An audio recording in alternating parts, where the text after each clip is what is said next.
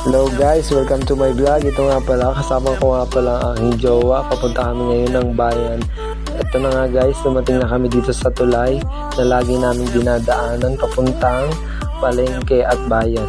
Ito na nga guys, nakita nyo na napakaganda ng tanawin dito guys. At ito na, habang kami naglalakad, nagkwentuhan kami yan guys. At ito na nga guys, nakarating na kami dito sa may sentro ng Paracale. Makikita nyo na guys, medyo kalat-kalat dito guys ang palengke kasi hindi pa naayos ang bagong palengke ng Paracale. Ito guys, medyo kalat-kalat pa siya. Pumunta nga kami sa dulo sa dati namin binibilhan guys ng saging kasi magaganda at mga fresh pa ang saging doon.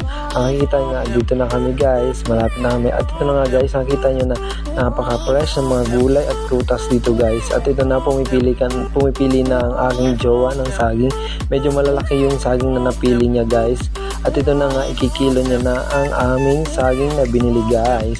At ito na guys, ito nga pala, habang inaano ang aming saging, habang nagpipili ang aking jowa ng mga dapat nang bilhin namin. At ito na nga guys, makikita nyo ang presyo ng saging. Isang sapad lang yan guys, pero 58 pesos na. At kasi mahal kasi ngayon ang saging guys. At ito na nga, ipinaplastic na ni madam ang aming binili ng saging. At ito na guys, kinakausap ang aking ni jowa kung ano daw ang bihon ang aming bibilhin. At ito na, pumili na siya ng bihon. At itatanong pa niya ulit sa akin guys kung anong bihon ang dapat namin bilhin guys. Kasi pandagdag merienda namin yan guys. At ito na, nakapili na kami ng bihon na aming bibilhin. At ito na guys, pumipili siya ng mga sangkap dito sa taas na yan para masarap ang aming lulutuin na merienda na guys. At ito na nga guys, pumipili pa siya ng mga dapat naming sangkap dito sa aming gagawing merienda guys. Habang namamalingki nga pala kami guys, kinikwento kami ng tindera na si ate.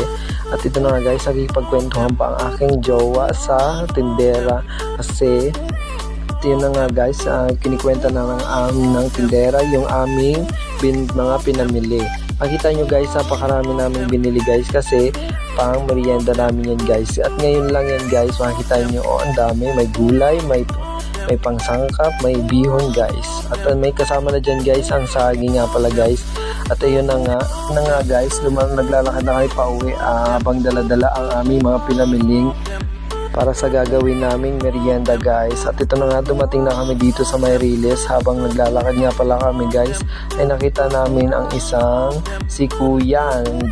Gilid nga pala yan guys, si Kuya, kasi siguro guys, niluluto na namin ang aming merienda. Siya nga palang nagagawa niyan, nagsasalay sa aming mga pagpiprituhan guys. At ipiprito ko na nga pala guys. At ito makikita nyo guys, yung mga pinamili namin. Habang niluluto nga namin guys yung aming merienda. At ito na nga pala, ito yung mga binamili namin guys sa palengke kanina. At nakaready na siya para lutuin guys, masarap. At ito na nga, nakalagay ng aming kawali. Nagpapainit na sa amin ang oil para pagsalang namin is mainit na siya guys. At ayun na nga guys, nilapag ko na muna guys ang aming video para mas makita natin ang mga aming niluluto guys. Ay ito na nga guys, makita nyo na guys, napakarami na naluto ko nyan guys. Medyo matagal-tagal nga lang pero masarap naman siya guys na lutuin.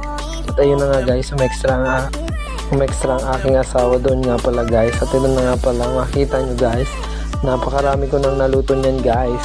At napakasarap nyan guys sa pang merienda namin guys. Hindi lang pang merienda, hindi na nga pala guys ang aming merienda guys. Thank you for watching po.